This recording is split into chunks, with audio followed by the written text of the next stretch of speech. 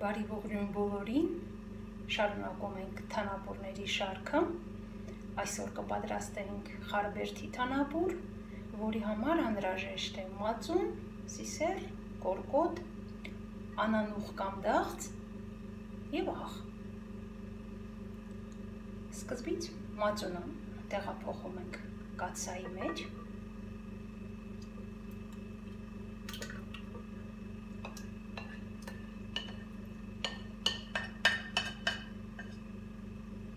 մի փոքր շփում ենք մածունը, միատար դառնա։ Գիտենք, որ խարբերդը քաղաք է Արևմտյան Հայաստանում, գտնվում է Արածանի ձախափին, հայ մշակույթի նշանավոր կենտրոն էր, իհարկե նաև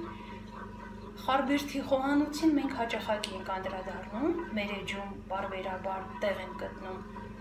խարբերդի խոհանոցի ուտեստները։ Իդեպ խարբերդի թանապուրի մեջ օգտագործվում է ծեծած արտահայտությունը։ Ծեծած բառը ոչ միայն խարբերդում, Տիգրանակերտում, Արաբկիրում, խոսակցական լեզվով նույն կորկոտի համանուն տարբերակն է։ Ուրեմն մածունը շփելուց հետո ավելացնում ենք ջուր։ Շարունակում ենք խառնել, այնուհետև կրակին ենք դնում, շարունակ անընդհատ խառնելով հասցնում եռման աստիճանի։ Սիրելի հետևորդներ, հենց սկսում է մածունը և ջուրը եռալ,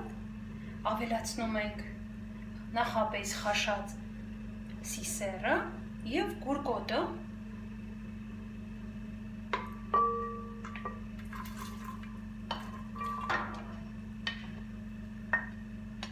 ևս մի քանի րոպե եռացնում,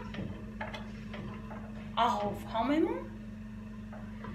կրակն անջատում ու սպասում սառի։ Իսկ այնուհետև մատուցում ենք դաղձով կամ անանուխի թերթիկներով։ Իդեպ կուզենայի անդրադառնալ խարբերդի խոհանոցին, որտեղ ներկայացվում է այս ուտեստը որպես պարզ ու հեշտ տարբերակով, առանձնապես շատ հարմար է դաշտային աշխատանքների համար, խաշած սիսերը ու կորկոտը խառնում էին ծեփած շփած մածունի հետ և մատուցում դաշտից քաղված թարմ անանուխով։ Մի քանի րոպե եռալուց հետո ավելացնում ենք աղը, խառնում, կուզենայի հիշենք Համոսահյանի տողերը, որտեղ ներկայացվում է թանապուրի շուրջ համախմբված հայկական ընտանիքի համայնապատկերը։ Պապս գալիս սուպրի գլխին նստում էր շուքով և լցվում էր տունը դաշտի բույր ու շշուկով։ Ու երբ տատս ձեռքն էր առնում շերեփը իր հին, գդալները բնազդաբար աղմկում էին։ Թանապուրի տաք գոլորշին, գերանին առնում և սյունն ի վար գլոր ուլունք էր դառնում, վայելում էր տաք թանապուր, լավաշ ու սամիտ, աշխատավոր մի գերդաստան,